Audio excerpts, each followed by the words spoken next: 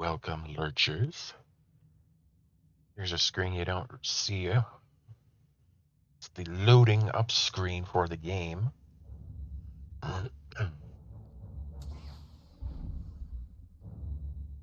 Tonight's adventure will be the Terror from Beyond.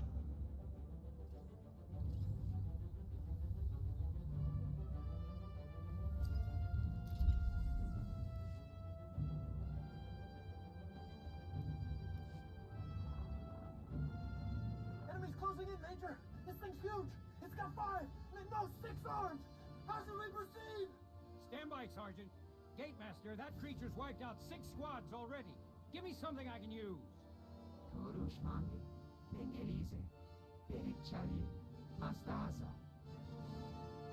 There you are. The Supreme Chancellor said she was sending help. Do you know what any of this crazy math means?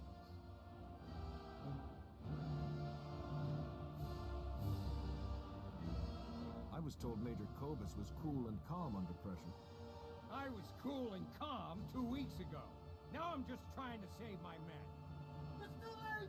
They're everywhere now! We're being torn apart! Ah! Guess that's as good a way as any to start this briefing. I'm Major Kobus, in command of Republic forces on Acer. The planet's been overrun by nasty things I don't even have a name for. They're all coming out of this portal the Gree call a hypergate. This is Gatemaster Beltec. He was in charge of the hypergate before it opened up. I'll let him try and explain the rest. The Gatemaster and I can take it from here. Whatever it is.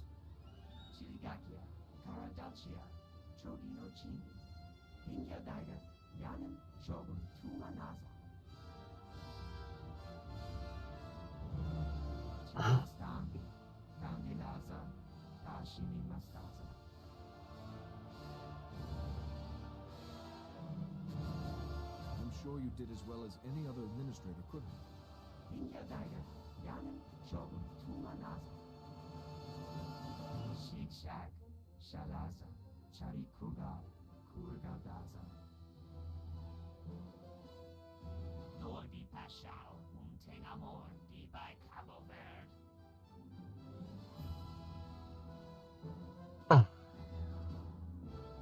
If a rogue droid army's the worst thing down there, we'll be fine.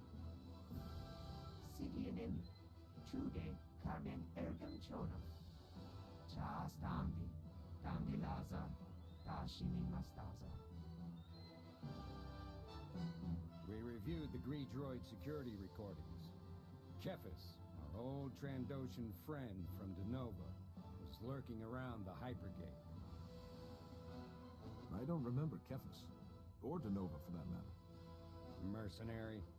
Republic hired him to protect our interests on Denova. Seemed to be working out until he betrayed us. Kefis is working for the Dread Masters now, a group of rogue Sith trying to start their own empire. Not sure how opening a hypergate helps.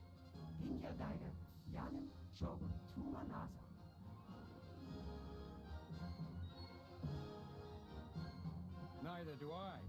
My last squad of bisectors just got eaten by a 6-armed beast. The Supreme Chancellor said you were the best.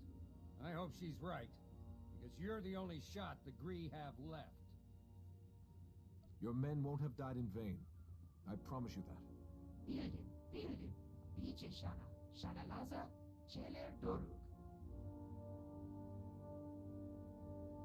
There's a shuttle prepped and ready to take you to a station. Here's hoping we find those gray tangents soon.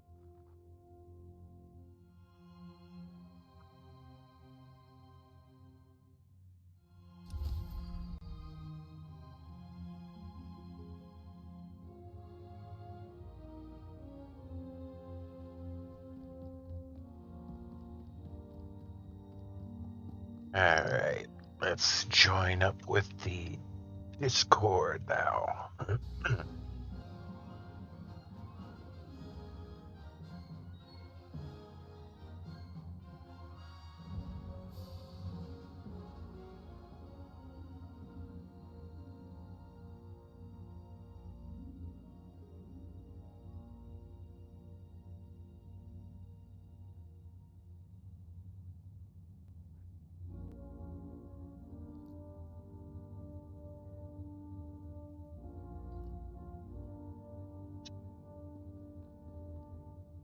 was wondering who you were out there babbling to in general chat. I don't see anybody talking back to you, and you're just rolling on.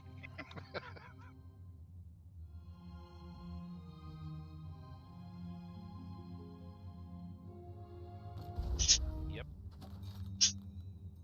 Just making sure I got gear on the right gear on him. No problem.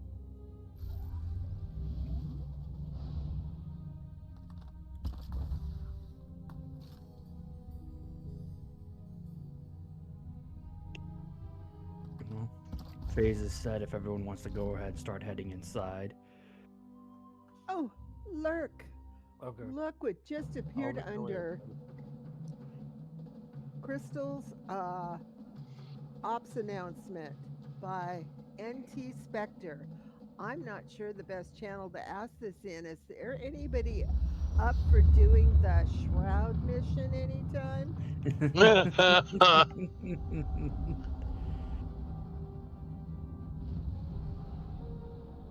I should surely see a pick-me coming out of you.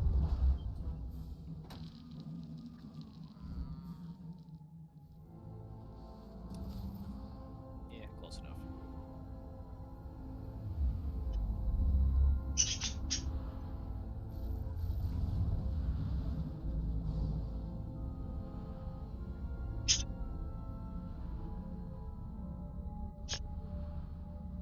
Alright, on my way over there now. DFB, right? Yeah.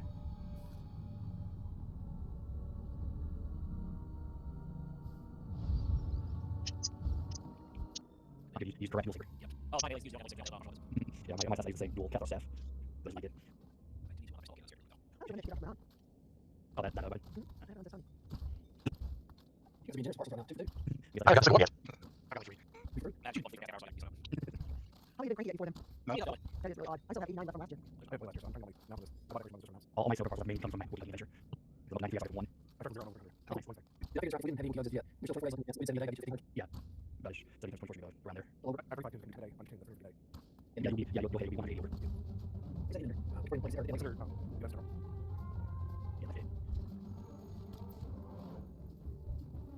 I'm going to go with the Okay. Oh, bonuses. Okay. Everyone is here. So, just gonna be clearing ads. Make sure we get this big guy in the back here with the giant flame on his head. On our tanks. Sorry, say that again. Just try and grab the attention of the big guy with the flame. Alright. I'll stealth back towards him.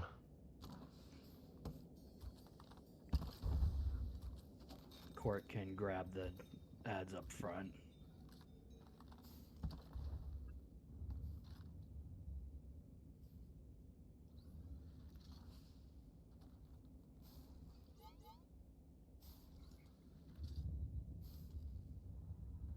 Alright, messing with timers. Alright, 3, 2, 1.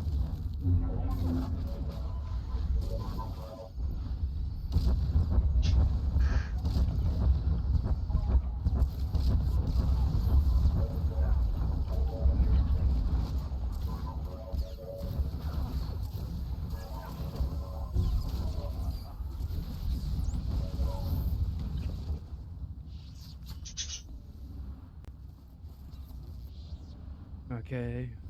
Lurch, just get the attention of Mr. Flame. And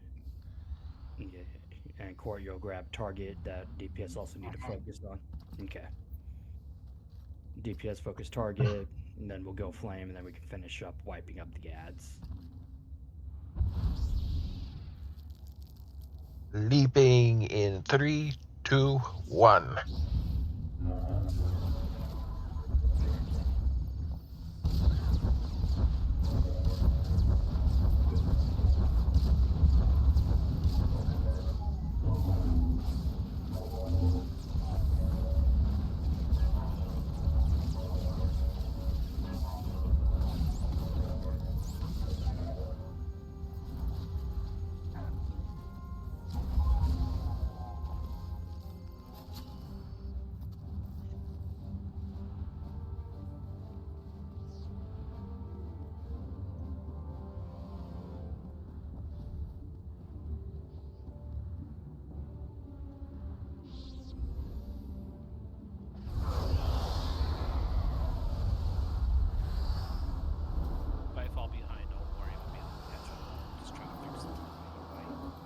problem.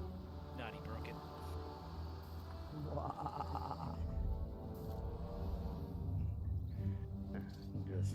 Let's just round up these ads in the center, we'll burn them down, and then we'll go from there. All 3 groups? No, just the group in front of us. One group at a time, sir. Well, you It's said to like round them on up in the. Skywreck, you take them all. You said round them up in the center, so and the center would No, kind of be no, the getting group them that's all. in front of us. The singular group in front of us. You really want to die, don't you? 3, I don't 2, know if you have 1. enough now. I love the taste of green goo. Oh, I was going to say the innocence of literal.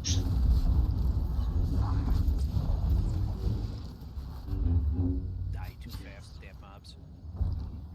Okay, be careful of that group on the far right. We don't want to pull them. So, I got this one. okay. Ready? Yeah.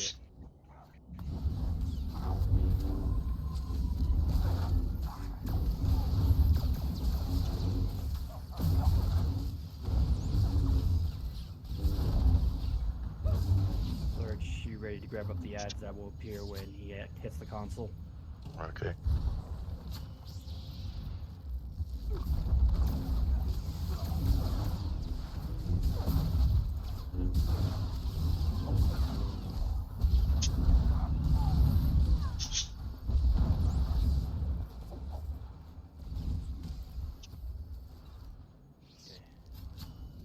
Court can go. Well, no, Lurch, you can go hit the console button, and Court will round up the ads that appear.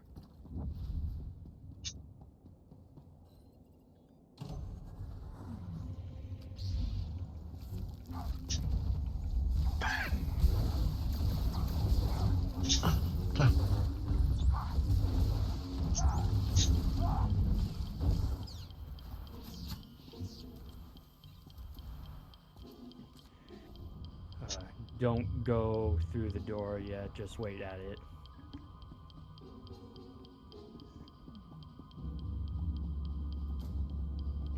Okay. So everyone just make sure you're mounted up because we're just gonna mount past all the ads. Make sure to just hug the wall on the right to get to the boss room and everything should be okay. So if Court wants to open the door, and that's what we'll do. Okay, and 3, 2, 1, let's go.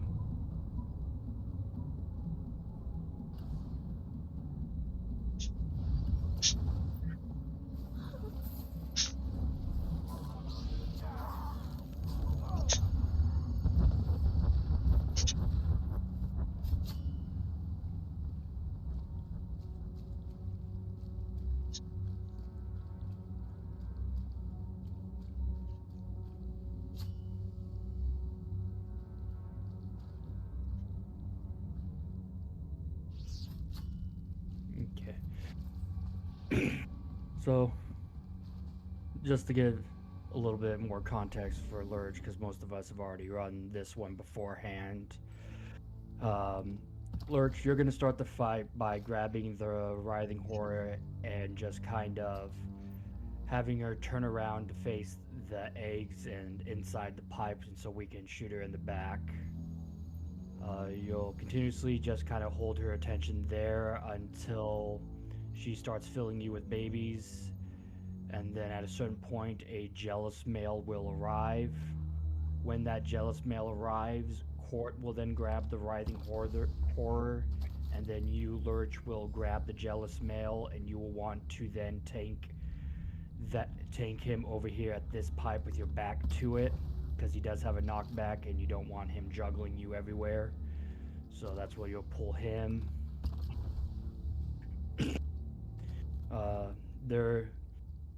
The flowers will bloom with like a little puddle underneath them.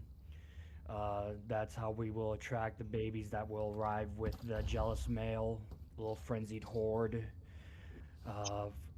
We'll have myself go in the first puddle, and then it will be Zazzy in the second puddle, and then if need be, we'll do Jack in the third, but this boss should probably be dead after the first, if not second puddle, just because it is story mode.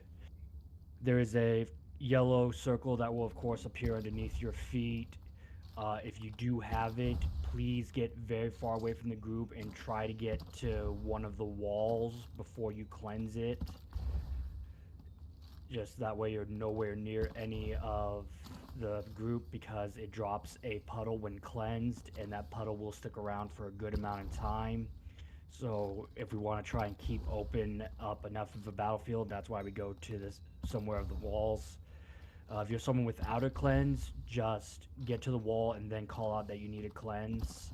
If you're able to self-cleanse, run to the wall, self-cleanse yourself off, and get back into the fight. No need to worry about there. When the second jealous male, of course, arrives, Lurch will take back the writhing horror, and then Court will then take the jealous male to the pipe. And that's just kind of how it repeats for the tank swap. Any form of questions? Yep. Anything to add for the tanking side, Naughty?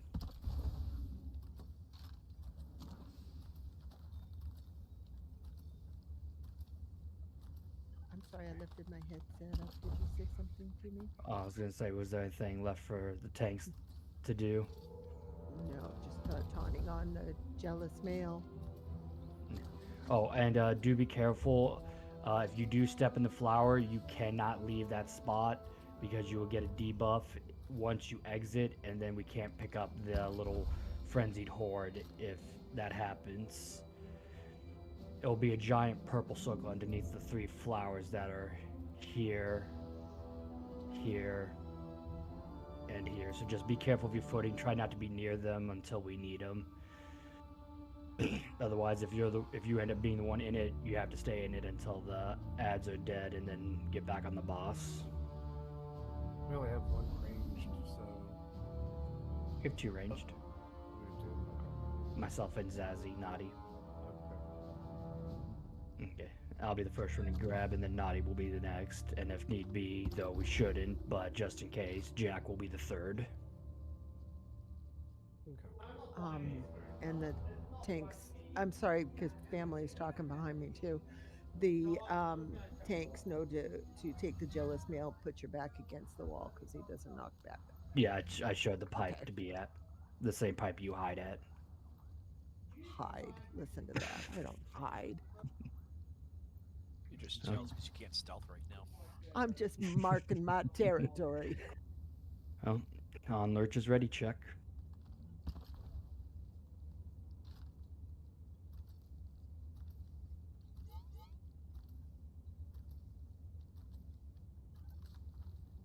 Three, two, one.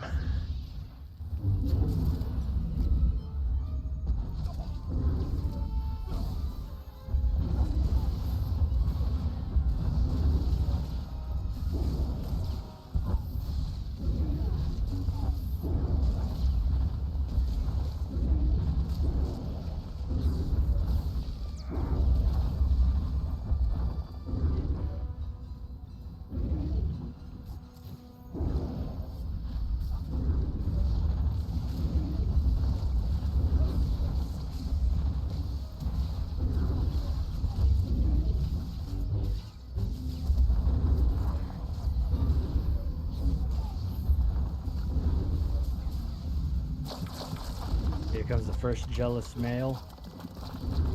Taunting.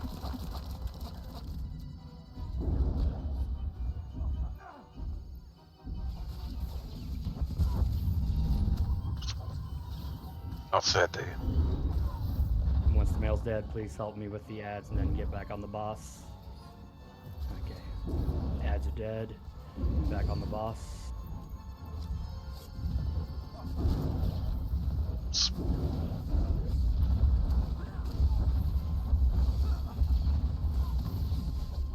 Sorry, taunted before it was time.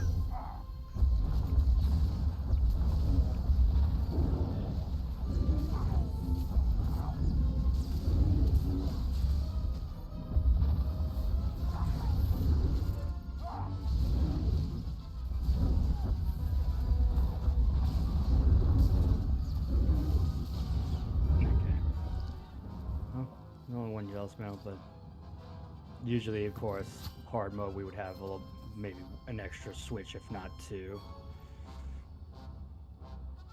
And we're only in combat because Court decided to carry babies for that boss. Hey, Lurch has got them too. Sharing is caring. You know, on me.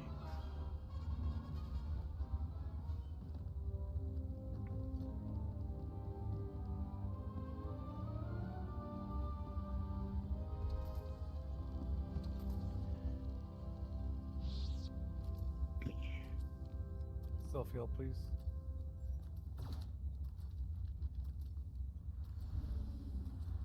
Okay. So, this is going to be kind of a wave-based ads that we'll be fighting, but it won't be like we fight a wave and then a wave will immediately appear to come attack us. Once we step outside, we'll get the attention of those three that are in front of us.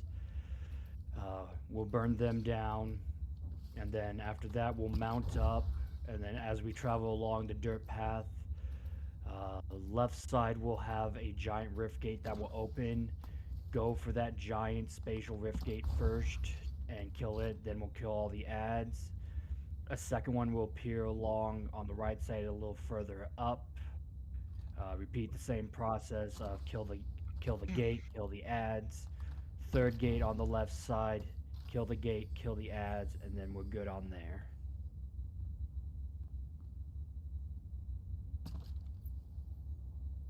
So whenever Lurch, you're ready.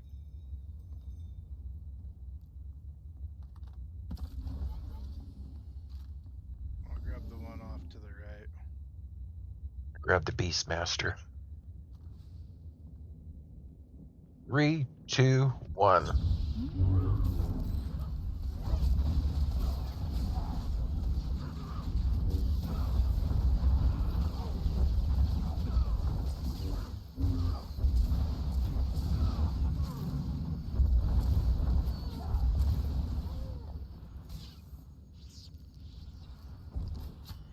Okay, now if everyone just wants to go ahead and mount up.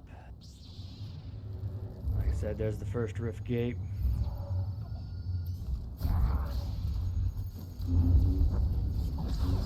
Go ahead and pull the ads closer together if you're able to.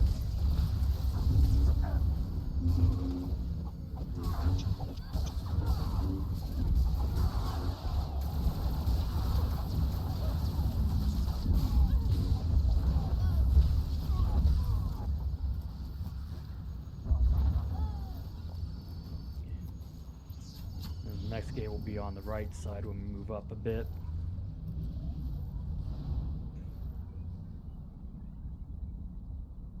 Both healers are in front, too.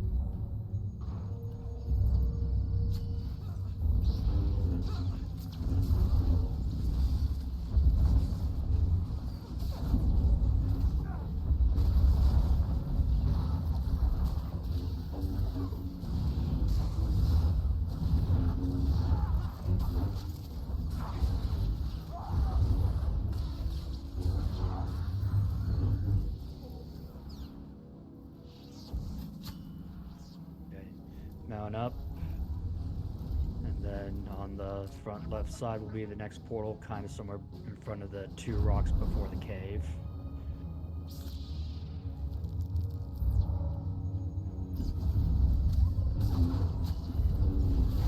That was just rude. I got hit off my mount.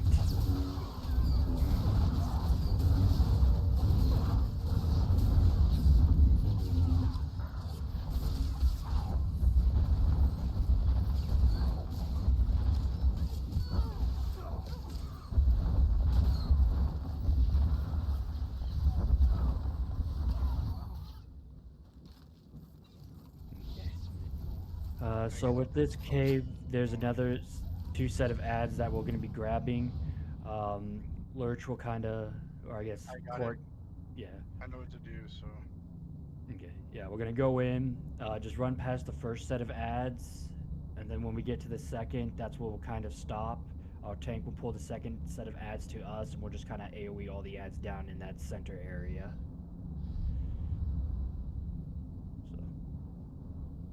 Let's go.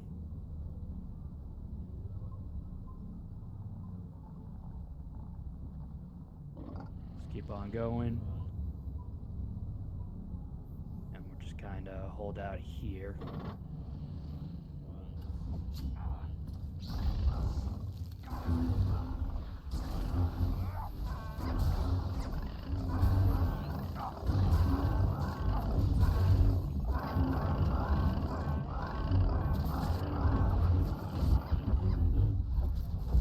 Okay. Good job, everybody. Now we get out of this cave. Go time. There will be a mini boss outside. Just hang around on the right side to avoid it.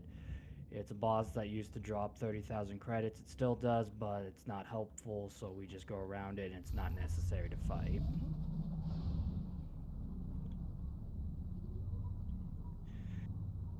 Lurch, you're going to grab the Dreadguard Reavers, so you're going to grab Flame. Yep, I that's got the correct. Enforcer in back. Yeah. We'll kill Flame first, then we'll help port with the Enforcer. Most likely one of the two will end up pulling all the ads together, so AoEs are also helpful to just take out the simple golden ads around the champions. So when you're ready, Lurch.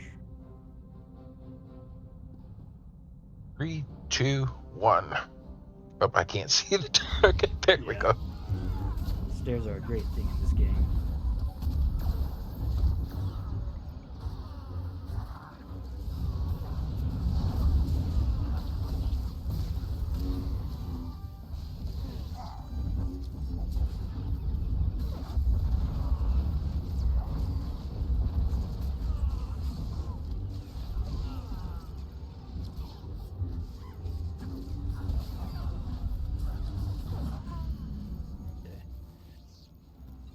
We're going to line of sight this next group of ads. Just kind of makes it easier because they are kind of spread out from each other. We'll stand behind this pillar here. So once everyone's behind here, Lurch, you can go make a friend and then bring him over here. I got it without having to go out. Okay. I'll step in as soon as we're ready. He can taunt it once I get it over here. Okay. Ready? Yeah.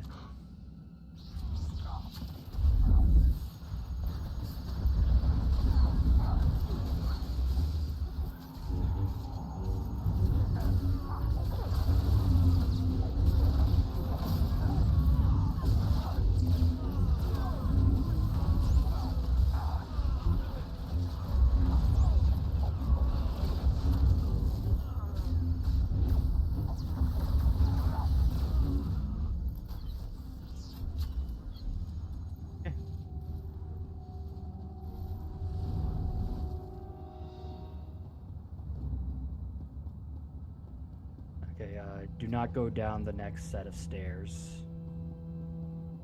Yeah, do not go down these stairs if you're not invisible. Okay. So, of course, Lurch, you're going to grab the Reaver. Cord, of course, will grab the Annihilator. We'll kill Reaver first, and then go after the Annihilator. Yoinking in 3, 2, 1.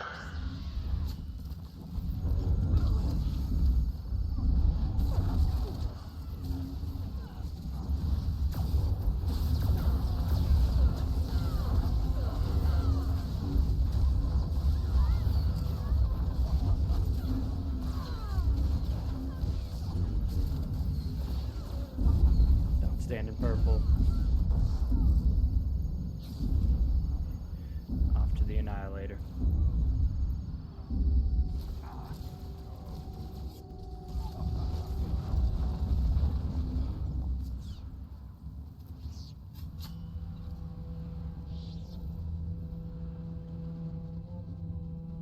Our object over here.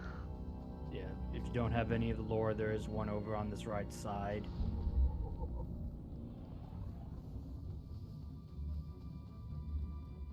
And then then there'll be one more lower object come near the end of this up. Court has the Enforcer. Lurch has Annihilator this time. So whenever you're ready. Okay, 3, 2, 1.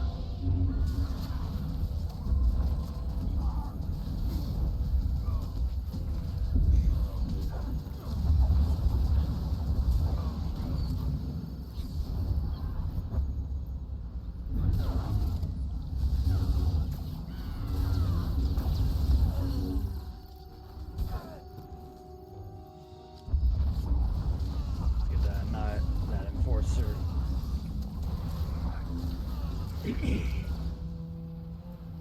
It's like I'll keep them separate long enough when they come down the stairs. That's fine. How they scuttle about, these defenders of freedom, blindly denying the one Okay. true path before them. They I got fancy Corsair. themselves important. You want and their Corsair? lives meaningful. Okay. At least to start with, anyway. Fair enough.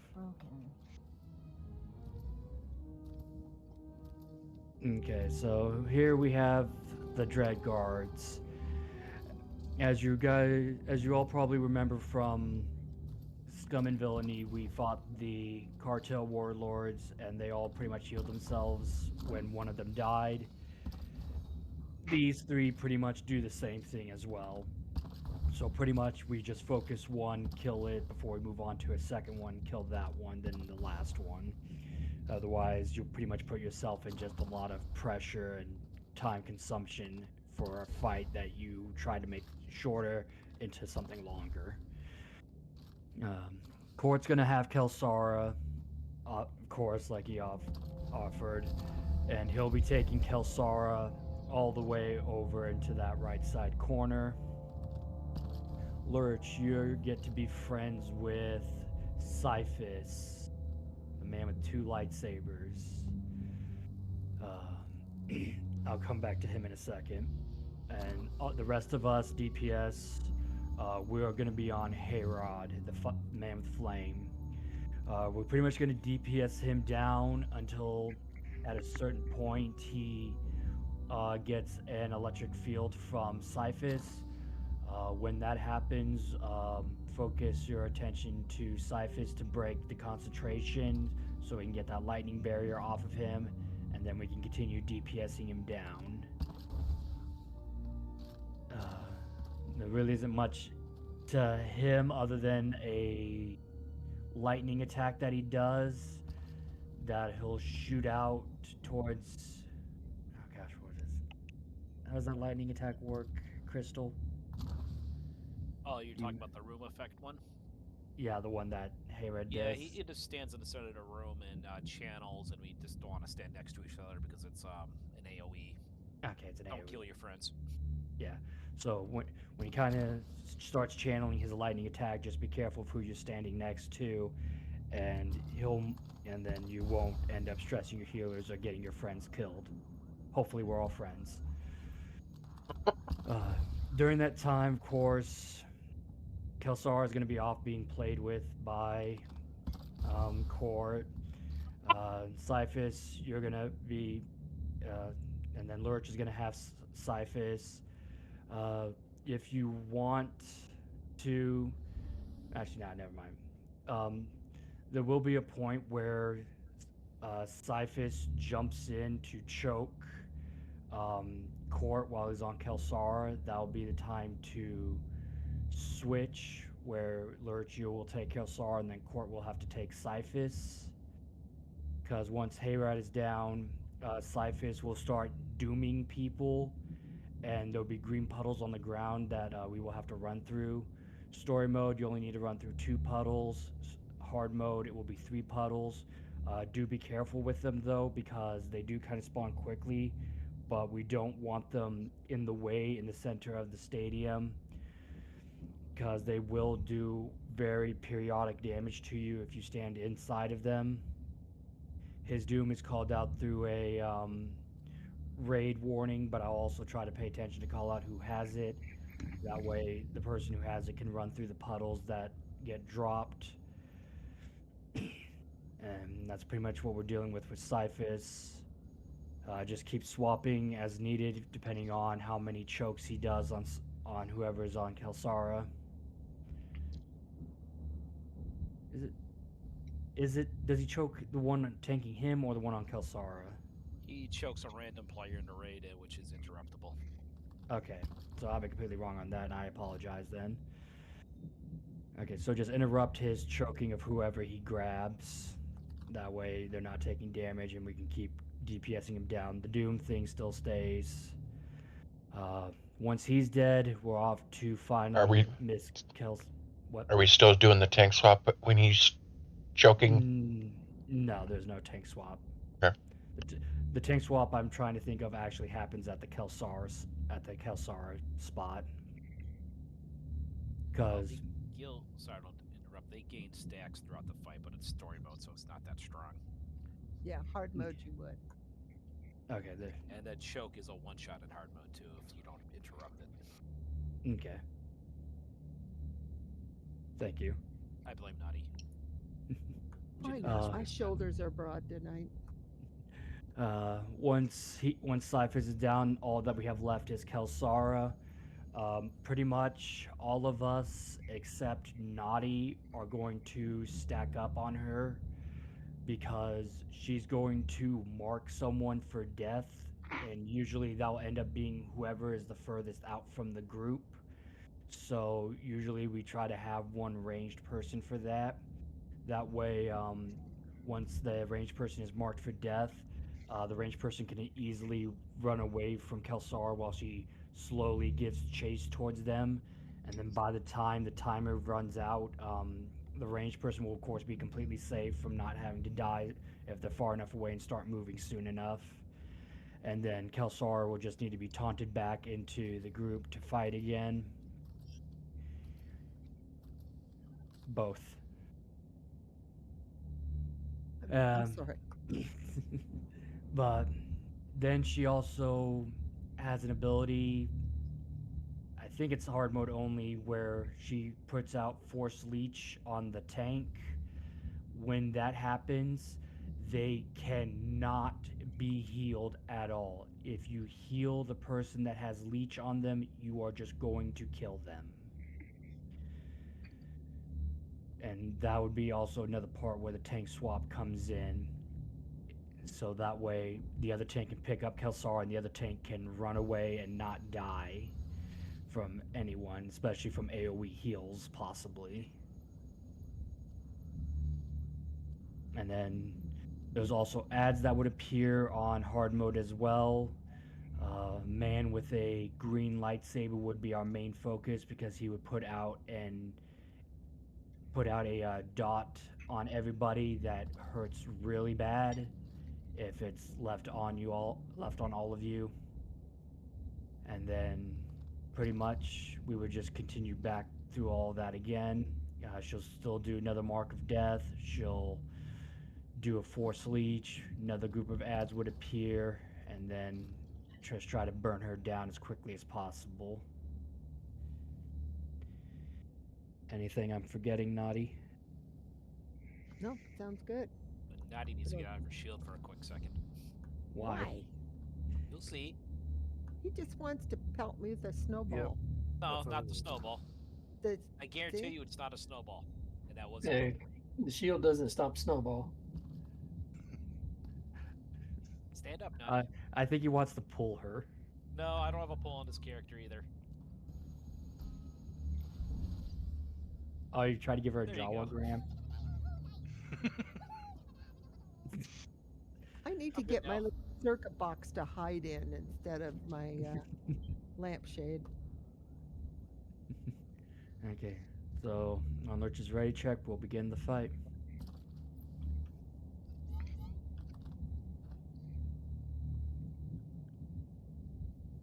All right, 3, 2, 1. Those who will not serve will die. We are the chosen.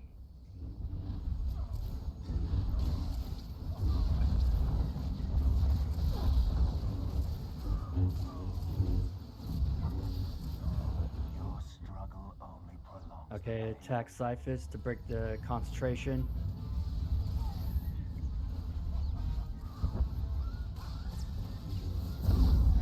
back on flame.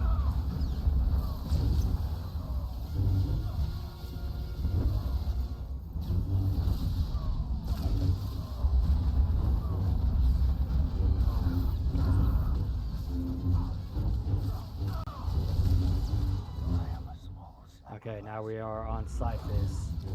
If you have green underneath your feet, just be careful. Okay, watch out for green puddle on the ground.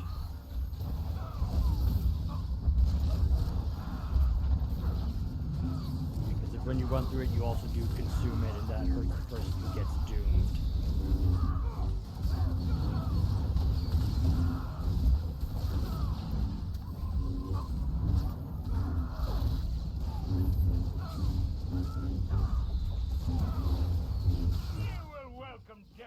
Okay, Naughty, you've been doomed.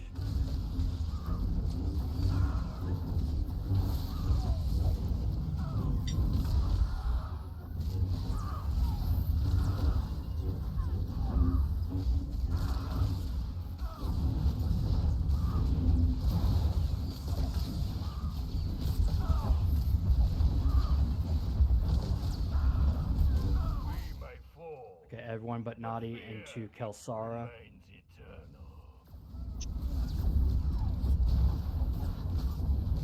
Moving closer, force. Thank you.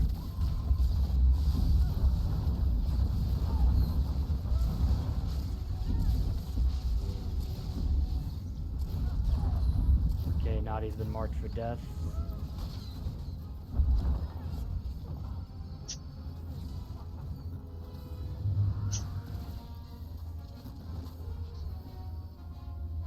We are more forgiving Okay, here she than comes the back. masters.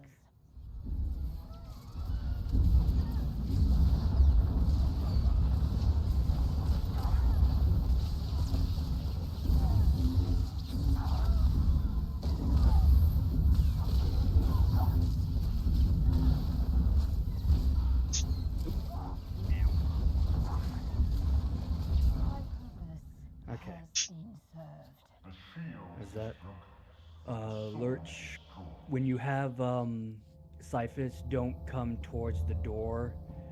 Try to maintain keeping him over here on the right side. That way we can create a line of puddles as closely as possible.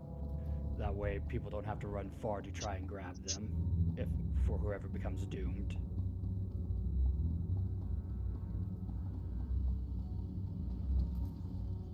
Just trying to stay out of the puddles because they were No, spawning yeah. at my feet. Yeah, I know. That's what I'm just saying. Like, trying to be over on that side just kind of helps a lot of people, especially when we're trying to keep areas cut off. Because I believe Cyphus and Kelsara buff each other when they're super close to each other. So that's kind of why we also want to keep them on that side. Okay. We have, instead of mini bosses, we're gonna have to fight. There are a bunch of cubes because apparently the Greed love cubes. Pretty much they're all known as data cores. Pretty much you see nothing at the moment, but that's a false sense of security because once we go in to start fighting that data core, ads will spawn. DPS will ignore the ads to begin with and focus mainly on the data core and trying to kill it. Do not stand in the lightning that shoots out from it because that will hurt you, and on hard mode it can pretty much almost get you killed pretty quickly if you stand in it for too long, because as you can see it lasts a pretty while. So kind of like stand along its corners at least somewhere, just try not to be in the lightning. While the DPS are burning down the core, tanks will just round up the ads and just get their attention so they're not hard focusing us or our healers. And then once they're dead, we play ad cleanup.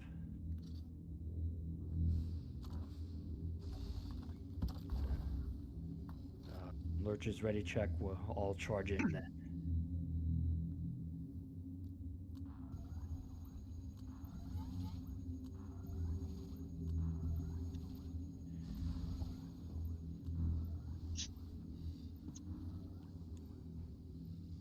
Okay, let's all go.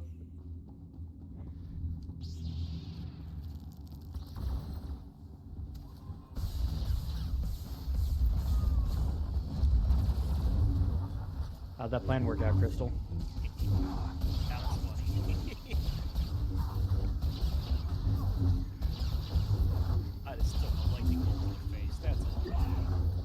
Oh, like the hilarious part was like I knew what your plan was, but I was like, I don't know if this is gonna work. If I move like 3 steps to the left and right, I'm just behind. Yeah. I couldn't get the deflection up high enough, fast enough. Yeah. Because I was like, I know Shadow's having deflect. Is that his plan? And then it was just like, oh no, he's dying. He's gonna be a dead man. Okay. I thought it was an excellent tutorial of what not to do. Essentially. Yes.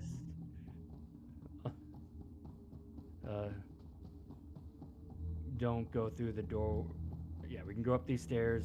Just don't go up those stairs in front of us. We have another data core. It's right around the corner in front of us.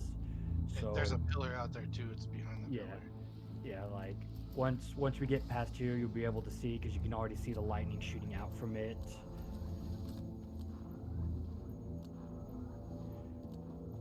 So pretty much that bright light, once you're around that pillar, is when you'll see the data core. We'll treat it the same way as we got the first one. Charge in, kill the core, then wipe up the ads. Non-lurch is ready, check.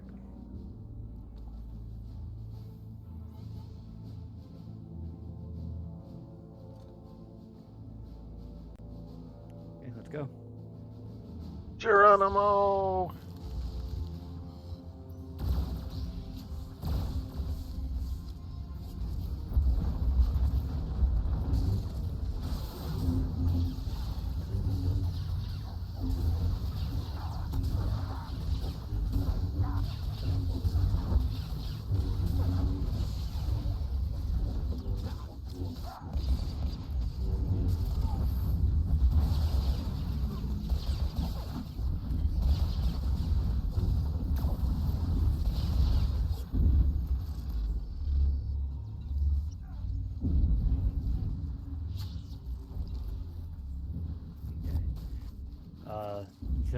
Okay, we're gonna come up on another set of cores.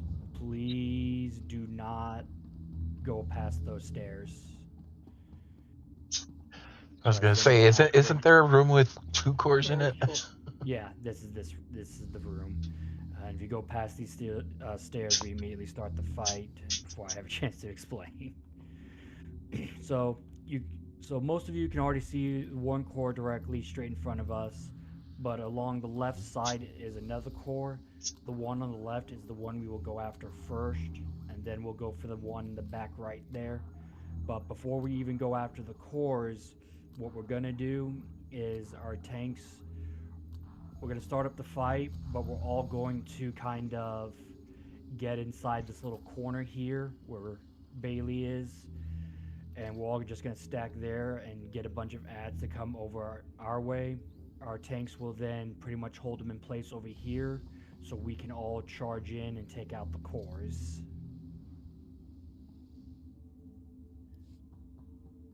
So pretty much that's all there really is to it. That's the special part about this double room, is just because of the early start you could get and just because we want to LOS these ads out of the way for us. So on Lurch is ready check. Everyone comes over here and our tanks will go grab the ads. Okay, give it a second. During this time, I'm gonna mess with frames.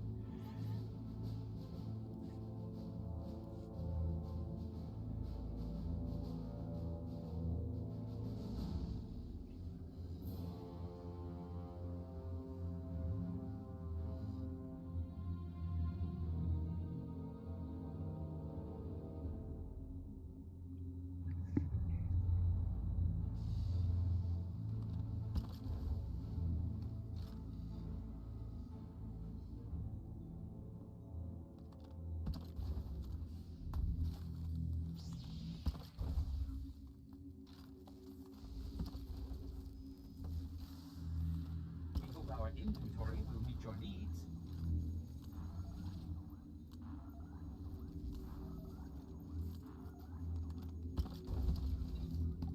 Force is back. I bet the ready check will work now. Okay. Thank you for your patronage. Well, try giving us another ready check to see. Oh, we can't. We're already in combat. Sorry. Huh? Good. No, you're fine. I'm not showing combat. I am at least in combat. I think I messed up. Tried to have fun. I'm Oh, apparently you not hit, allowed to. you hit an action you wasn't supposed to hit. Yeah, I went back far left enough that I angered the course. So, tanks, everyone's here. Tanks, go ahead and grab the ads and bring them over.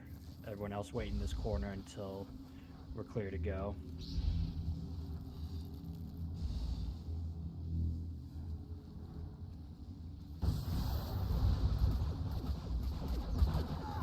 There's all your friends. Wait. We're waiting. And go now.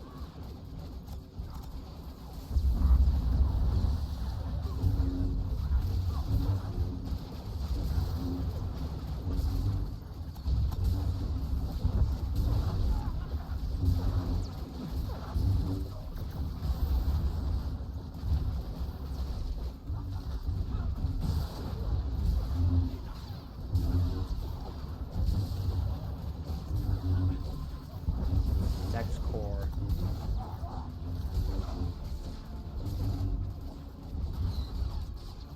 Ooh.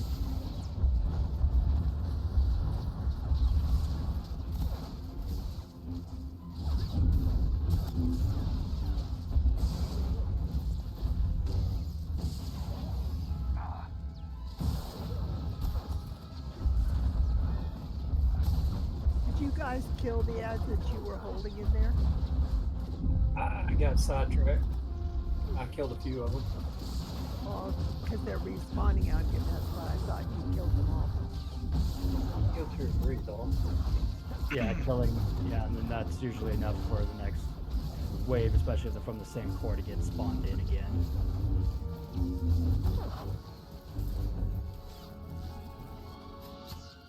Somebody was Not a bad bringing me cleanup. butterscotch coffee that I got sidetracked on. Lost my train of thought. I see the butterscotch coffee was important. Got it. Yeah, well, she was bringing it up here and setting it in front of me. I asked her if it had the rum in it. Okay.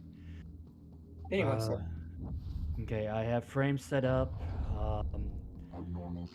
Lurch and myself are going to be blue team. Force and Jack are orange team.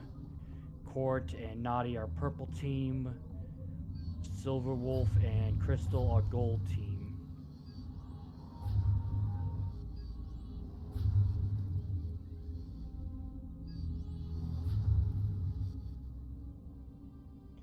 Left Okay. is middle or right is middle?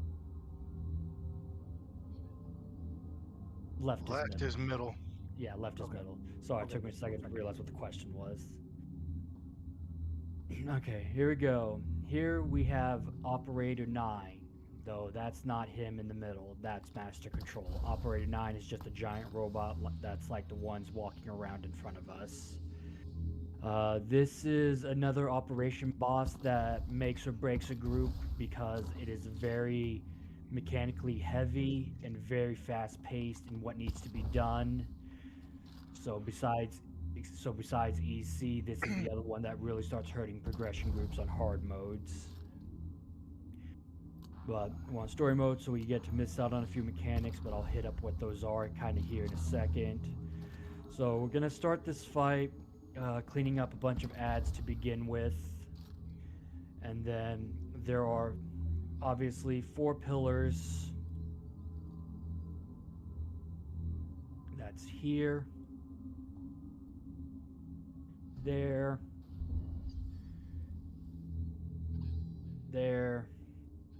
and there. These pillars are for everybody that's on the right side of frames to go to, because there's a console that we will need to interact with to unshield the cores. so that our DPS can get at them and destroy them. Everyone on the left side of the frames will stand in the middle, kind of where you already see the giant hologram master control is at. It will start out as blue, then goes orange, then purple, then gold. And blue starts the channeling at the front left tower, which is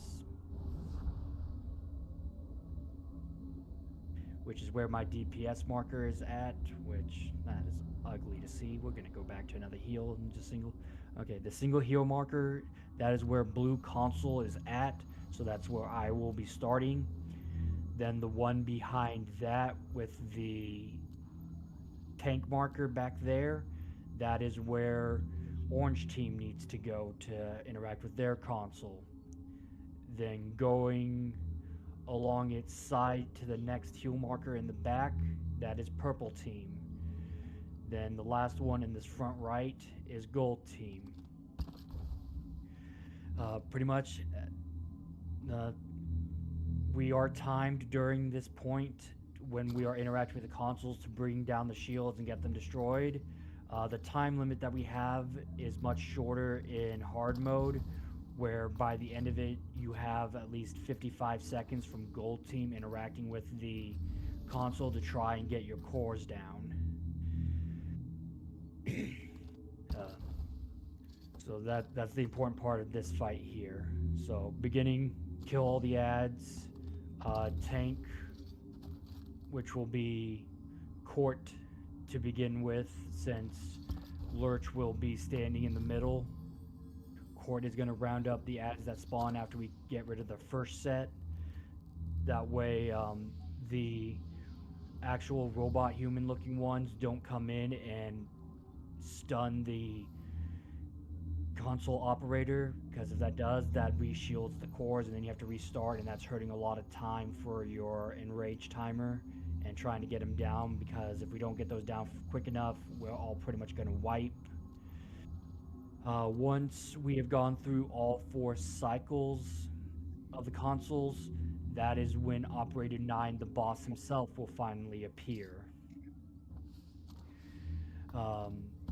Before that time, there are little probe droids that would come out from the right and left side of the room that, as we go around about who is doing their standing in the middle and pressing the console, would be the ones that would have to destroy it to get a special shield that you would need for a mechanic called color deletion. Because at that point, when Operator 9 calls out that he's doing a color deletion, he's going to call out someone's name and a color. Whatever color is called out, that person has to stand in the middle, and whatever color and whatever person he calls out has to stand in the middle with that person. So usually we also try to avoid standing in the middle once Operator 9 is in play, because if we do that, we either A, end up wasting shields, or B, we end up just all dying because it's an instant kill attack. But once he's up, we just DPS him down. Tank will just hold his aggression so he isn't trying to shoot everybody. There are little circles that are around the big middle circle that Operator 9 will be at. Those will have 2 of each color like we already are. When that happens, he will shield up and become immune to damage. During that time, you can't really hurt him, so of course we have to run to our colors and run over them. Sometimes running over them doesn't really work, so when you reach one of the colors, just kind of stop on it and jump to try and make it register you're there. Once you've done that, do not be afraid to run towards another blue color or purple or whatever color you share with, because you may need to do that just to try and keep the fight going, especially if someone ends up dying. You will not be penalized for running over your own color twice. It's just a good habit to learn to, like, once you clear out your color, just start running for another one in case another one hasn't been hit of your same color. And then we repeat that several times throughout the fight, where he'll shield up, we hit the colors, DPS him, and then rinse and repeat it a few times before he'll finally die off. Any questions?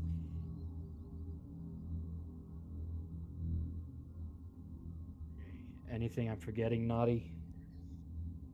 Nope. Okay.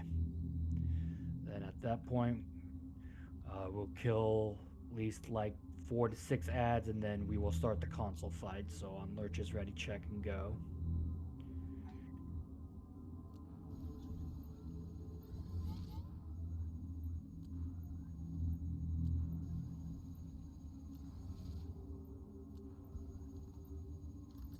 Okay, let's get going. Talent infestation declined. Will bisection of system anomaly initiated. Yeah.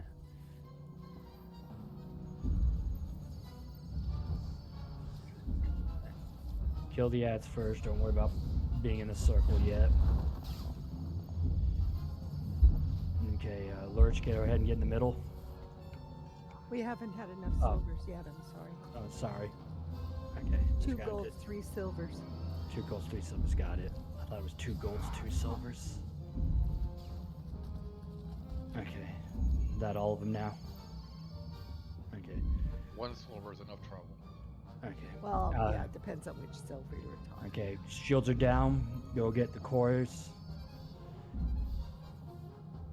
Whichever one you destroy, the opposite mirror of it will be the other one that's unshielded from it. With operator subroutines.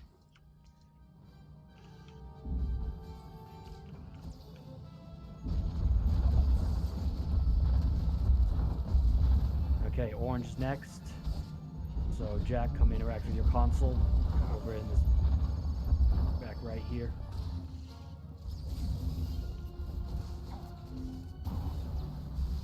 Okay, go get the cores. Okay, he got stunned.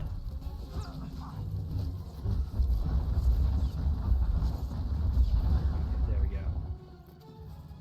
Stand out here, Lurch, so they don't get into the center yet.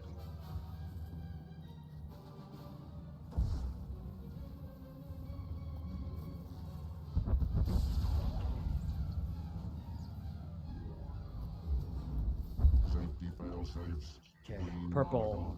So, Court, you're in the middle. Destroy the cores.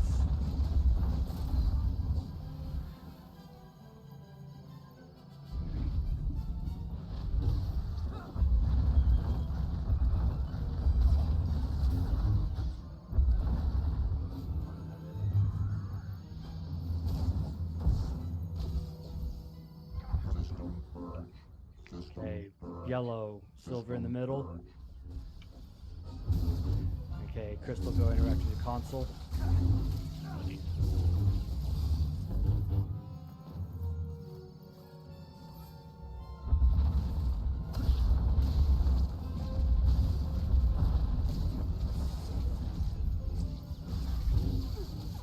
What's the password?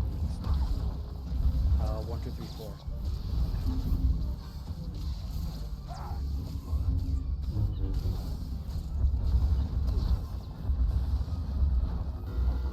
Okay, Lurch, get ready to grab the boss. Evacuation protocol. Shutdown requires administrative authority. Operator. Okay, run for your colors. Time out. Please repeat.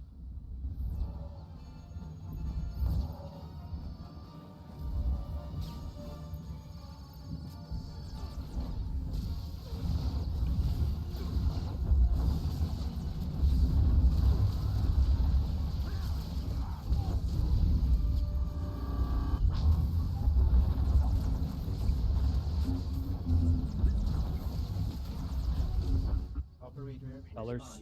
Time out. Please repeat.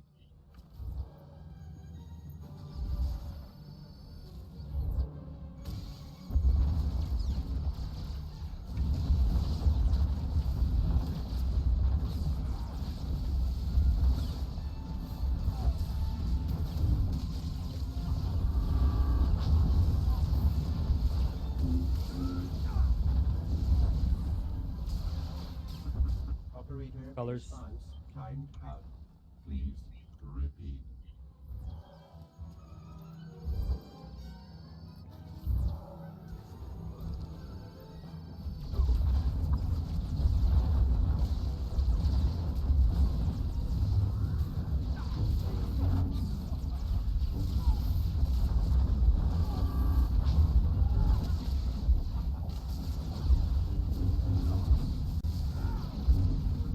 Operator response. Colors one more time. Out.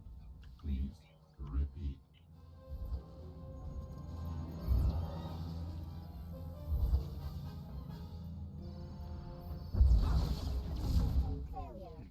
There's operator 9. Yeah, like during that entire part right there would be where we start using the shields and start trying to survive against color deletion. And that's the part that pretty much hurts everybody if you get past the cores. Because the cores also get to be really fun because there's a nice big ad that comes in that wails on a tank for you. The regulators? Yeah.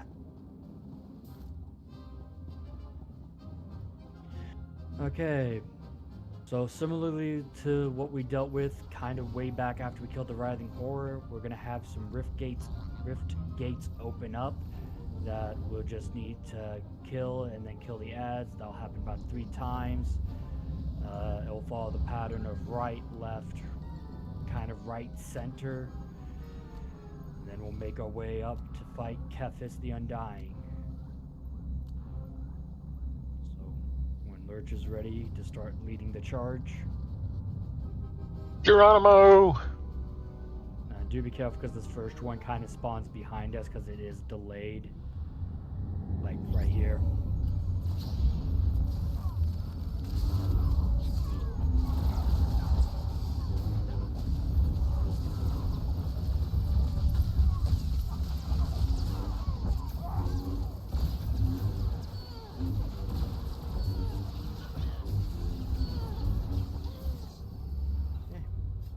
Up and on to the next one.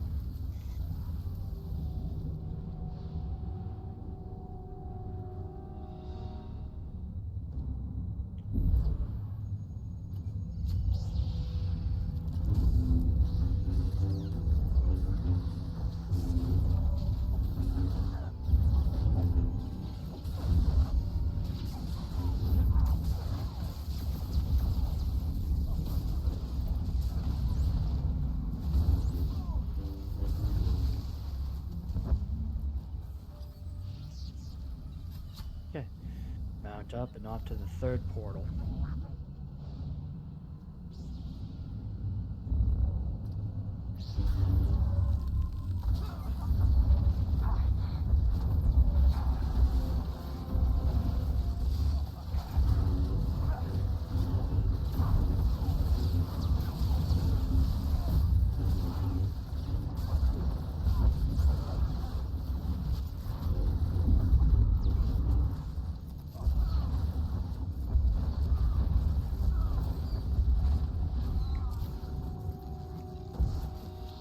Okay, off through the door. There's a cutscene if you haven't seen it before. Go ahead and watch it. And then this is where we also can get our lore object.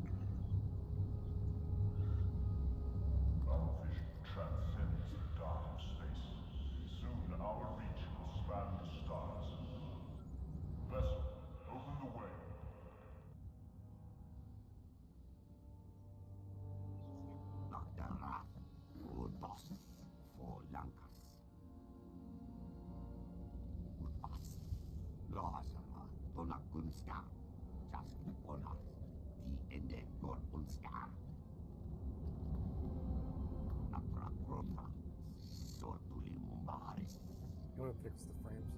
Yeah.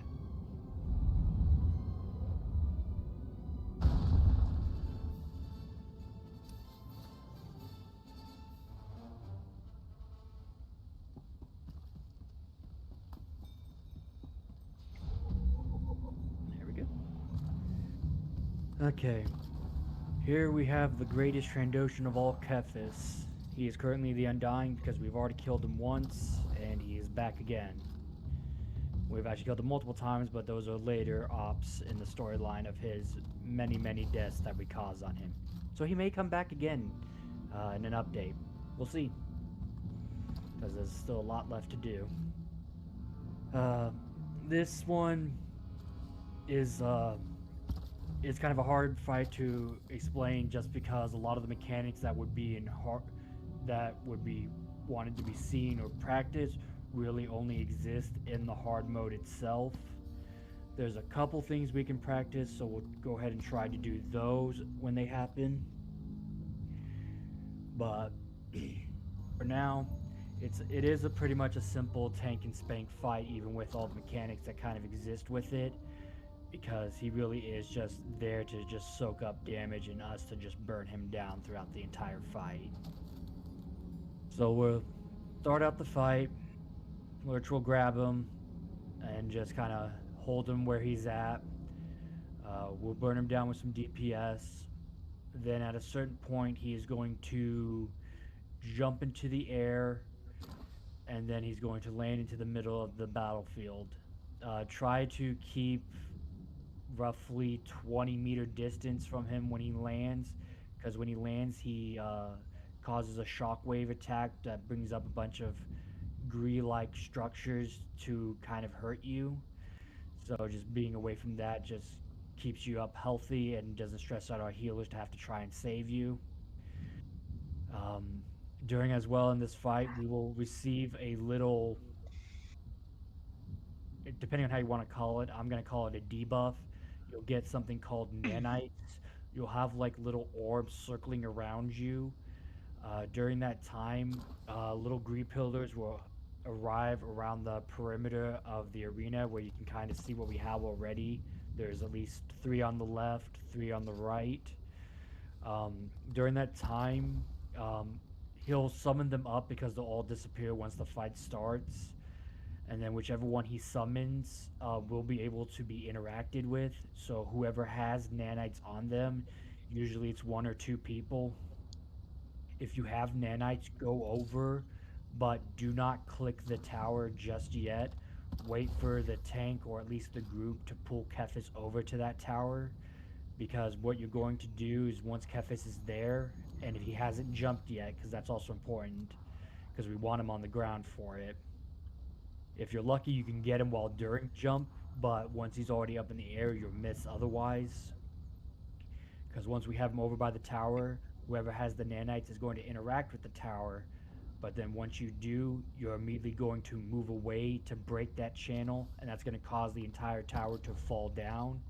And if he's next to it, he will get crushed in a sense to where he'll take extra damage while he's currently down on the ground after being crushed. And then he'll get back up on his 2 feet, chase our tanks, repeating the same thing. People will get nanites, go over to a tower, knock it down on top of him. It's just a great way to try and get out a lot more damage in a faster time frame, because it is kind of a slightly fast and rage timer, but he isn't too terrible with it being a tank and spank fight.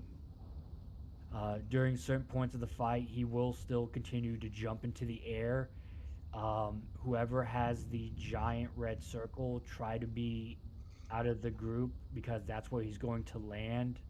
And everyone else, make sure you're out of that red circle, because it will be a lot of damage, because you'll take the slam damage from his fall, and then you'll also take damage from the AoE pillars that pop up from the ground. There is a tank swap mechanic, but like I said, that comes down to something else that exists that is known as lightning pants, where you get electrically charged, where the tanks would swap because of that. But since that's a mechanic to only see in hard mode, it's kind of hard to really practice such a thing without really seeing the effects of what's happening to you and everything else around you. Once we're down about 20 20 to 10%, he'll hit his burn phase, where he'll just get very angry, and then he'll just start spamming lots of missiles around the entire battlefield. Pretty much during that point, you're kind of running around to try and avoid as much damage as possible, while still trying to dish out damage against him while running around. Try not to be stacked with other people. I know it'll be a little hectic. You may end up crossing paths, but the less people stacked on each other, the less damage that will be inflicted immediately. So just be careful during that burn phase. Any questions? Anything to add, Naughty? No, I just wish they could see the other mechanics, but yeah. Yeah, it's really hard to try and explain it without them being seen. It makes it annoying. But other than that, our lurch is ready check and we're good to go.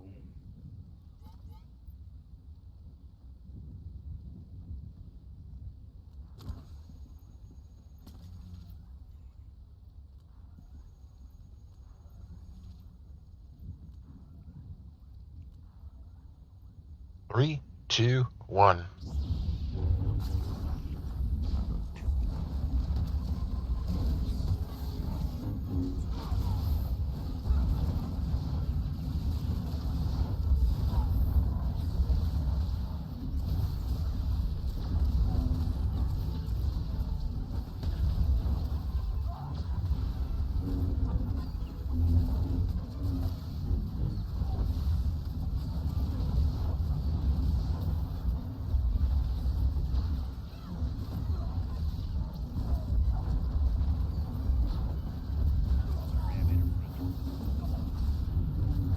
Your friend is the group, not him.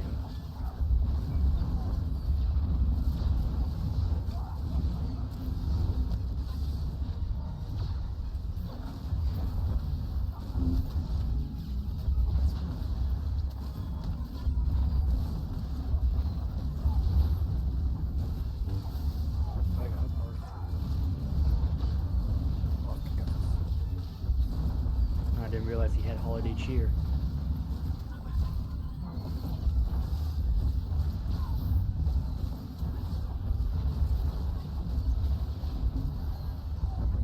Okay, here he's jumped up. Everyone get out of the center.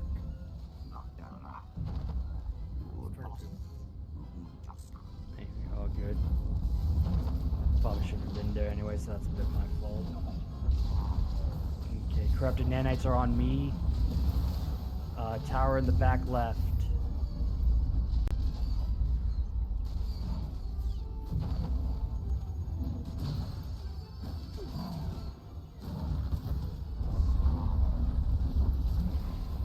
Like that. That's what we end up doing with the nanites and the towers.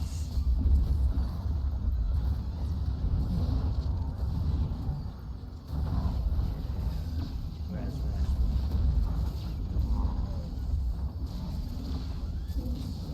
No one has it yet. Oh no, Court has nanites. Front left tower. So does Force. Oh, Force. Okay, go ahead and drop the tower. Okay, Force, you have to do it. Up.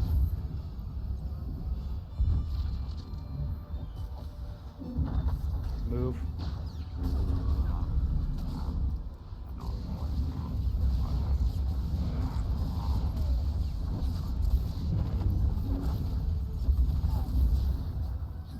Taunting him.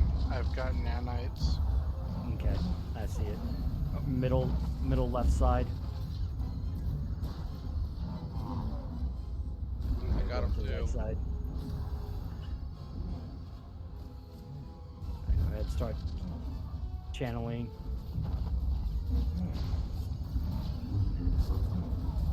He's in burn.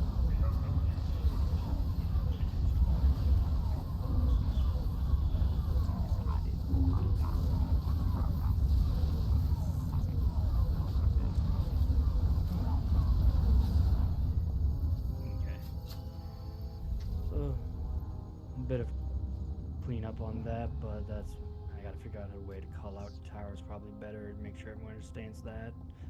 But overall, pretty good fight. That's kind of how it goes. As you kind of see, that's how we kind of want the fight to go, is bringing him from tower to tower, because it also keeps him from like putting out attacks on other people, so it really keeps a lot less stress from being handled on our healers.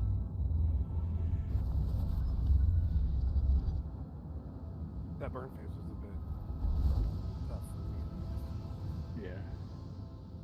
As a healer. Yeah, it can be a bit tough for the healer part at least, because you're trying to heal people, but everyone's also running around like a headless chicken. It's not too bad for me. I just feel like, okay, people are not fast. Yeah. We have probes on people, but I don't want those to fall off necessarily. Come to us, as we know you will. Your banishment is at an end. So fear.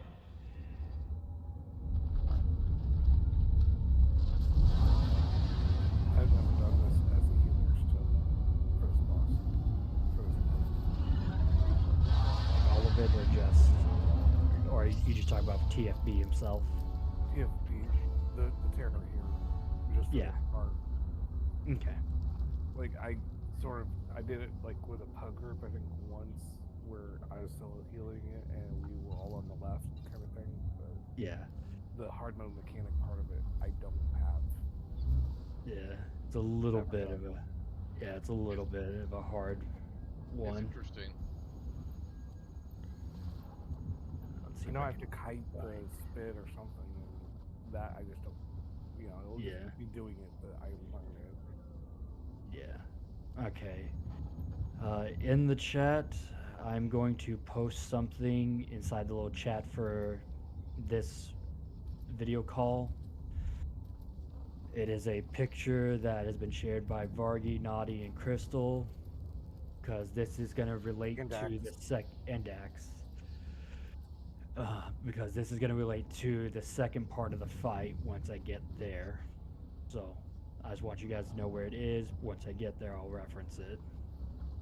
And again, I will apologize to everyone. I've done it before. I'm used to just doing the pillar fight without really knowing the numbers or placements of anything and just going with where my eyes tell me to go. Okay. Yeah, I was probably going to have you there anyway, Silver, since you have the extra range. But, so to begin this fight, and since we have two tanks, we're going to treat this as though it is the hard mode mechanic of this fight. So we're going to split by frames. So everyone underneath Lurch on the left side, everyone underneath Quartz going to be on the right side.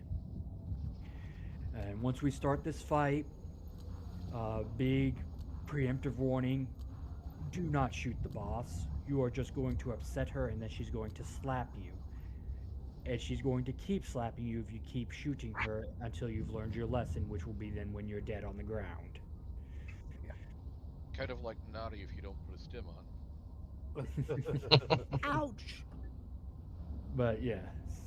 So once this fight starts, as you can kind of see, the Terror from Beyond has little tentacles kind of already curled, ready to attack or hit people. She's going to shove them into the ground, and then they're going to pop up a little bit in front of her, and that's what we're pretty much mainly going to be fighting, is her tentacles. That's where the main source of the beginning damage is going to be.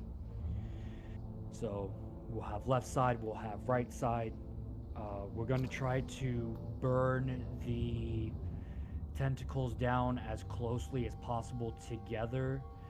That way it just keeps the fight smooth and transitioning, and we don't have to worry about trying to catch each other up and wasting time.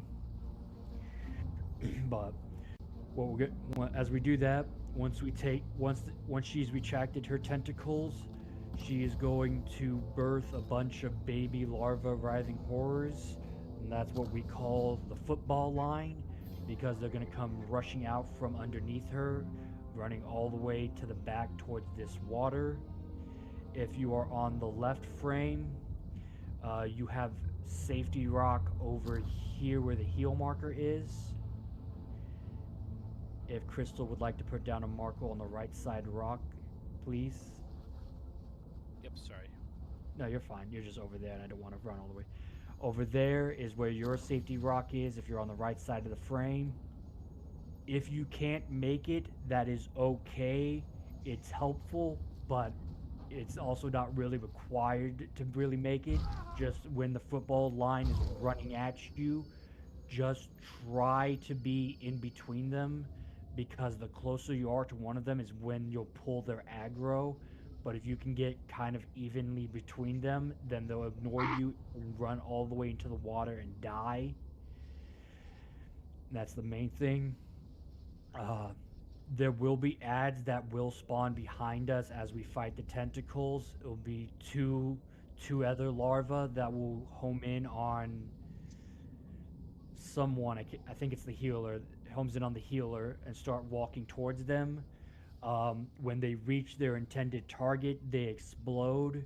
So it helps to have them taken down quickly enough that we don't have to worry about. Okay, they go after the tank. Okay, it's either healer or tanks, one of the two always, never a DPS. But yeah, they'll go after their intended target, which is the tank, and when they reach the tank, they explode. And at least in hard mode, I'm pretty sure story, it's still kind of a bit of damage. Hard mode, it's a lot of damage. So burning them down when they appear is the correct move to make. So once they are taken care of, get back on your tentacle and burn them down. And then we will repeat that about 3 to 4 times. And then that's when the second part of the phase of the fight begins. And then we will all get like some white light that hits us and makes us glow. When you're being hit by that, we're being transported into the second phase. Do not move when you have that on you. There are problems to where either you won't travel or you'll just end up dead if you're moving when you're getting teleported. Now for the fun part, the second phase of the fight, where I have to try and learn this thing outside of just my eyes. Where we all teleport to is going to be known as the home square, and that is where Silverwolf will be parking his butt there. That way he can help heal people, because within the realm that we're going to be in, we will also have kind of extra range due to us being in some alternate dimension. Our tanks are going to stand along platforms 1. Lurch is going to stand on platforms 1 and 10, jumping between those two to avoid spit, or at least putting the spit on. It's 1, right? He wants to put the spit on 1. Well, he spits on the tank is that your question that's got him? Okay, so he spits on the so whichever tank has him, they get spit at. Yeah. Where are they dropping it? Okay. Just sorry. Let Go Naughty ahead. speak. Okay, as far as the tanks, they're going to start off on 10 and 14. 10 and 14. So they're going to, when they get spit on, then they'll move to either 1 or 8, depending on where they are. That way the top tier is always open from spit. You want the spit on the center, down there on the bottom. Okay. So whichever tank has them at either 1 or 8 moves to 10 or 14. Okay. So then Lurch will be at platform 1. Court will go over to platform 8. What's the switch for them? It's Scream, and so they'll start on 10 or 14 and then move up to 8. Okay. Yeah. And then it's the Scream. It'll happen right after spit. Okay. So as Naughty helped there, you guys, the tanks will start on 10 and 14. Then there'll be a scream that happens, and and then spit will follow right after. After that screen, make sure the other tank, whichever tank doesn't have the aggro, you pick up the aggro after that, and are in position to take the spit, so we're free from that. During that time, DPS are going to be attacking a set of tentacles on platforms 11 and 13, so behind the tanks. We want to attack the tentacles when they're on the platform. When they're raised up, they're going to do an attack. When that happens, jump back towards the platform behind us. That way you can avoid the slam damage. And we're just going to be attacking those until we take out the tentacles. Once both of those are dead, we will have little things called anomalies that will appear around the outside of the map. We want to take those down as quickly as possible because they do nothing at first, but after a little bit of time, they are going to start emitting shock waves or shooting electricity at all of us, and that damage starts adding up very fast because it's very quick ticks that it does. Once all the anomalies are dead, we will begin the next set of tentacle fights where we have to get behind the boss at platforms 9 and 15. Take out the tentacles the same way like we did the first two during that fight. Once those are dead, anomalies will come back. We'll kill the anomalies. Sorry. And then, of course, like I said, burn them quickly because the less time they have up, the less time we get shocked and take a bunch of damage that we have to try and heal up from. Once those are dead, most likely another set of tentacles will appear at 11 and 13 again. Start DPSing those down because at a certain point, about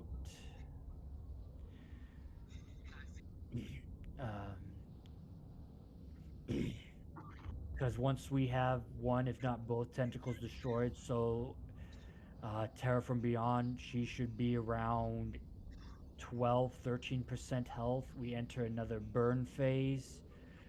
She'll start thrashing around, having a big tantrum. During that time, make sure all of us are on our own separate platforms and none with spit on them. And then during that entire tantrum phase, we are just trying to burn her down, and the healers will do their best to keep us up during that entire part of the fight. Any questions concerning the first or second phase of this fight?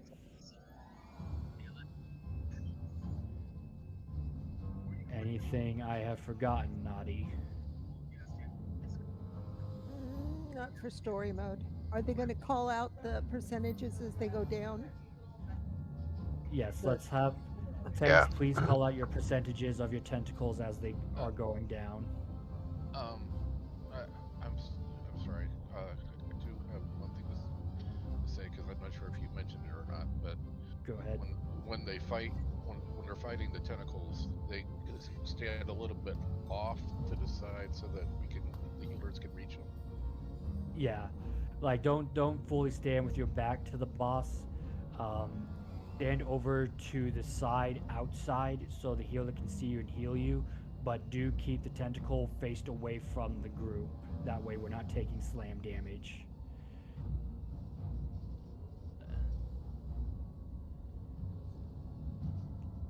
Sorry if you already mentioned it. But... No, I didn't, so thank you for bringing that part up. Like that? Reversed. Oh, okay. I always stood on the inside. So. Nah. Is it inside or outside, preferably, Naughty? Normally you have them stay on the outside. That will give them running room in case the ones that came up from the water, this is in hard mode, and they need to move away to keep from being blown up. Yeah. Okay, Dax so taught me as a tank to stand in the inside and DPS on the outside. Okay. Well, we're going to do it with the outside so they have that breathing room. Because, no, thank you for bringing that up. Okay, so any other questions or stuff to bring up? As far as the kite for healers at the beginning of this part, we just stand back here, correct, Silver? Yeah. Move out of the... Yeah. So, you see the color of the grass? Yeah. Okay. Your spit is going to look very similar to Commando's puddle. You know, the bomb or whatever that you throw. So you got to look. That? Yeah, it's going to look very similar to that color. Okay. So you got to be very careful about determining the acid, the spit from your healing, because there's been a couple times that I've been like, oh, I'm not in spit. Yeah, I am. Okay. And it goes down. You'll go down fast if you don't move. Gotcha. Okay. I did move 2 people in the frames. Naughty, I would like you on the right side. That way you can help with the running ad from the water to help that tank, so you don't have to have the melee both try to run for it and try to keep DPS even. Jack, of course, you're over here. Before we start, I'm going to put a phase walk down over here. Yeah, go ahead.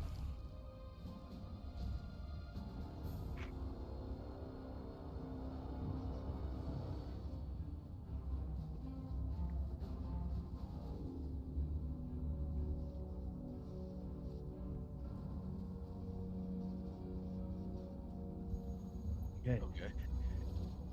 If there's nothing else, we go on Lurch's ready check.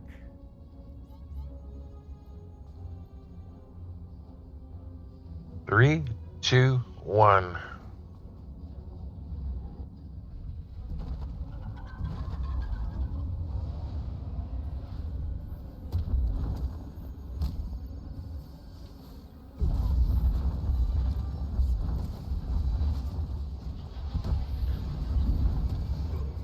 %, 60, 50, 44, 30, 30, 32, 20, 17, Ads from the back. 10, 5, 3, Tentacles are down. Watch out for the running back football line.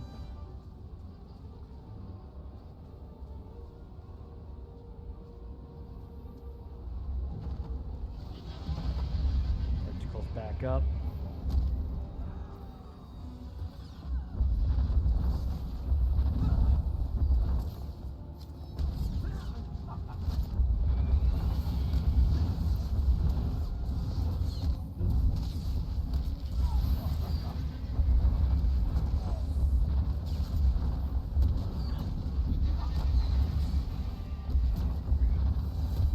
Ads in the back. 30, 21, 18, 14, 5, 7, 0. 0. Here come the football players.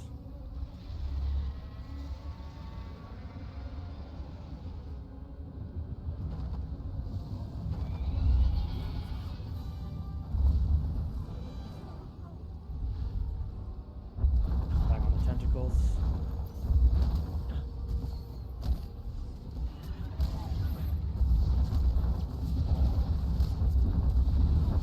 ECD.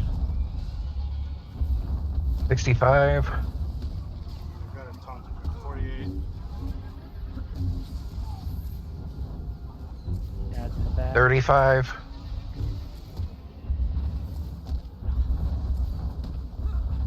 14, 5, 15, Come the football players again. Oh, this should be up Oh, and no, away. teleporting. No one move. Let's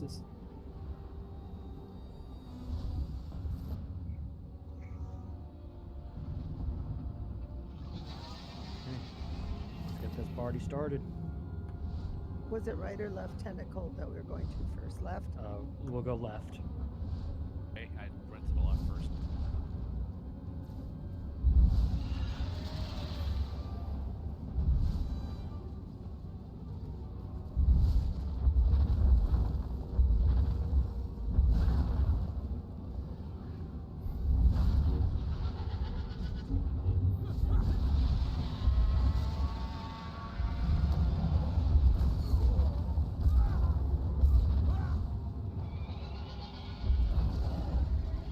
Taunting. Onto the right tentacle. Oh, that's beep, beep, beep.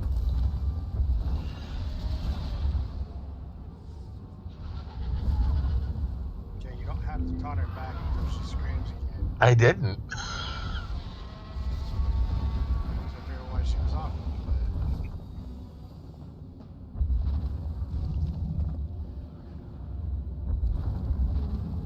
Okay, anomalies.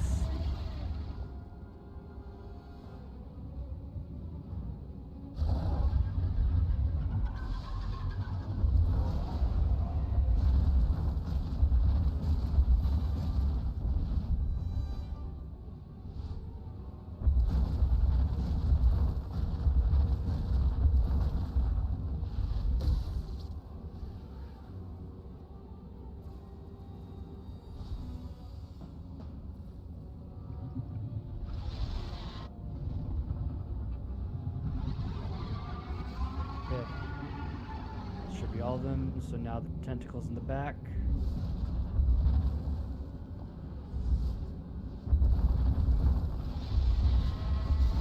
We're on the left one, Jack and I are.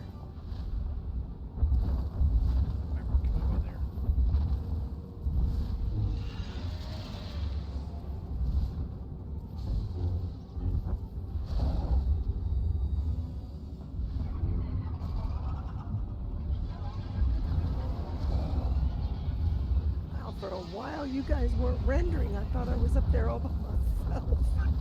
You are. You've gone to a different phase. You must not fight the boss by yourself. Apparently. Okay, next tentacle.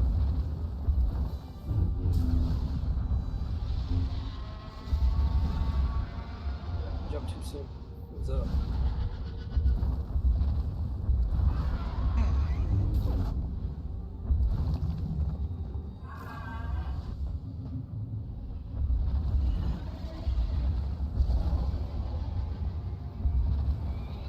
Okay, Breaker. anomalies.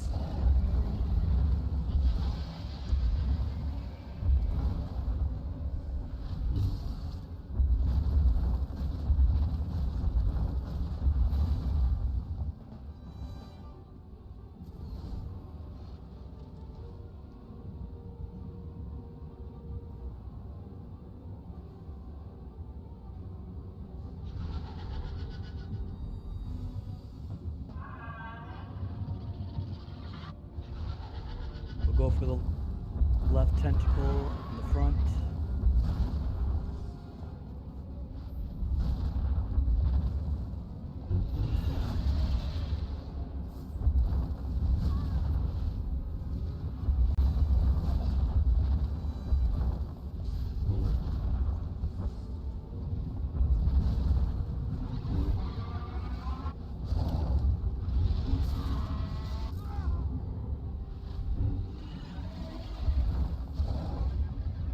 Taunted.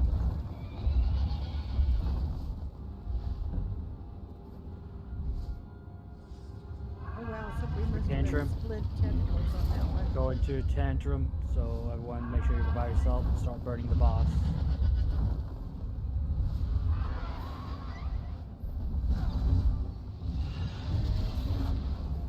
Oh, come on, my death fuel can't read.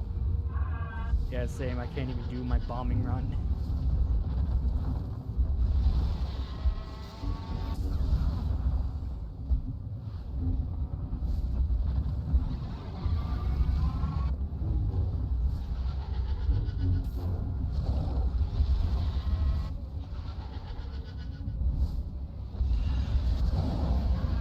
And she is finished.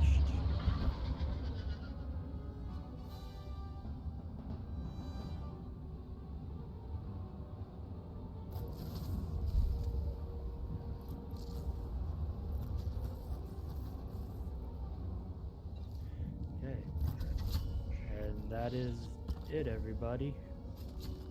Now, before we all leave, because I am happy that this did end a bit early, I can give out a few announcements I wish to give today.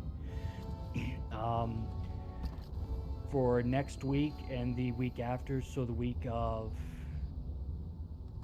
Christmas and New Year's. yes, you can. Yeah. So during the Christmas week and the New Year's week, we will not be meeting as a prog group. Everyone will get to enjoy the holidays, be with friends, family, loved ones, whichever you wish to do during that time. Oh, shucks. And then, so I'm proud of all of you, and I hope you all enjoy that. If anybody wants to run frag runs or anything during this time, I, of course, can't stop you. You're welcome to do so. You may find some people to do it with, and I'm more than happy to let you all do that. Just like I said, there is no official prog meeting until the week after New Year's. That's when we will pick up again. My second important bit of important news, Court will be slightly kind of like half here, half not with us come the start of the new year, because he on Thursday will be having to join Vargy's group for hard mode runs. So on Thursdays he will not be able to make it because their run time overlaps with ours, but Fridays he's still able to make it with us. So if you're wondering why he's missing on one day every other week, that is why. But let's all be proud that he gets to be in a wonderful progression group with a man who's very picky about who he wants in his group. So wonderful job to Court to make it that far, and I hope everything goes well for him during that time. This does mean, though, that of course this does leave us with a slight opening for, of course, we still have at this moment somewhat of a tank position and 2 DPS positions open. So if any point during the time of the holidays or frag runs that you do, you run into anyone that is interested in wanting to join a progression group, please send them my way so I may speak with them and see what they would like. We kind of already have one DPS with us. You all saw him yesterday. His name is Kylo, though his time is of course very slightly difficult to join us because he is from Argentina, so he is much later than us in terms of time, and he also has a slightly job that sometimes takes away his time during the night, so he may or may not be able to make it some days. So if you run into any people, please send them my way so I may speak with them. Other than that, that's all my announcements. Nadi, you may now take the floor. Oh, it's just a concern that I noticed as we rounded up on that third set of tentacles, because we were going to the left, and then when we finished it, we went to the right, and it was gone. In hard mode, you want to all stay on the same tentacle. Just a minute. Sorry, I had to cough. Because if you're looking at the tentacle in hard mode, it is spawning what you call the anomaly. Besides that row of orbs that are up there on the top that we take care of once the tentacle sets are down, the anomaly will randomly appear anywhere across that top row, which is why we have the tanks start on those lower platforms for the spit and then move up, so that if an anomaly spawned on that particular platform, the DPS, which is normally either a Marauder or a Shadow or even a Jug that's got good DPS, would be able to flip through all of those vortexes and get to it and kill it. If you take down 2 tentacles at the same time, you're going to end up with 2 anomalies spawning, and that one lone person that's bopping through all those vortexes to get to it isn't going to be able to get to both of those anomalies before the bug zapper starts. So just kind of keep that in mind. Okay, and you talk about the little tentacles during the second phase that we take out? Yeah, the ones up at the top, Like we started on the left, then we went to the right, we killed the orbs around the top, we went to the back, we killed the one set together, then we killed the other set together, killed that. But when we came back for the third one, there were people, some on the right, some on the left. So Okay. that's why, again, like I say, you don't want to put that, whoever that person is, in the spot of trying to make both anomalies, because it won't happen. Okay. Thank you.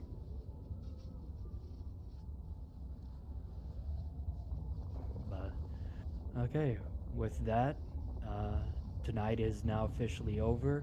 Thank you everyone for being here. Merry Christmas, Happy New Year. May you all have a good end of the year. See you all next year, unless I see you before. Oh, we're gonna do some fun stuff. You know we are. Yep. I'm focused on the Wookiee hugs for the next 2 weeks. I'm going to work on my lower level tunes. I'll probably be doing the same. And I take the stance of no more babies.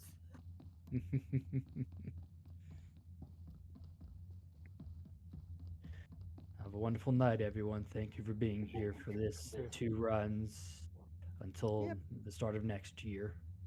Thank you for letting me come. Good night.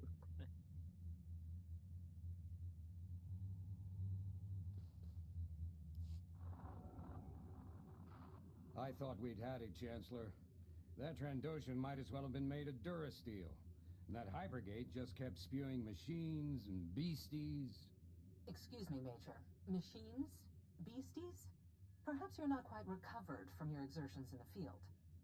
Here's your hand-picked squad now. Maybe they can explain it better than I can. Welcome. I hear you're to be congratulated.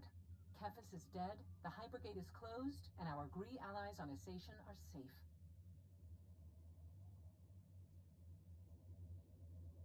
I still don't know what a green perpendicular is, but I think I killed a lot of them. You and me both, friend. We've been in contact with Gatemaster Beltec. He's very grateful for your assistance and wants to present you with a reward of sorts. Please tell the Gatemaster that I would be honored to accept.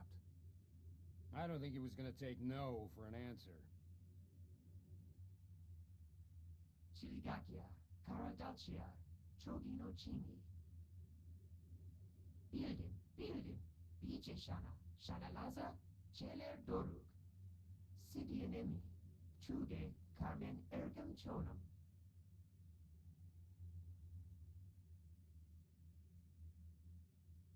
I'm sorry, Gatemaster. I'm not sure what that means, or how I should feel. Bulunduz, Dustaza, Toitu Belin, Belenise, Korish Churim, Kuriamit, Shirgelaza.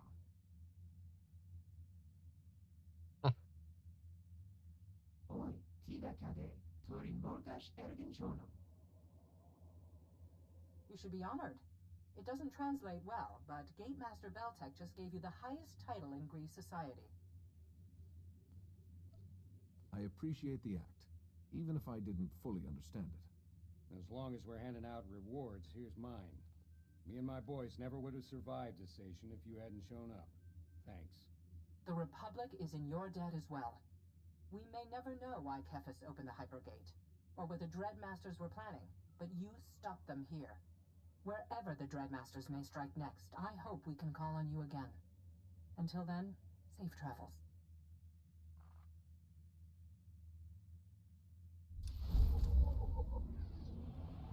Thus ends the Terror from Beyond story mode.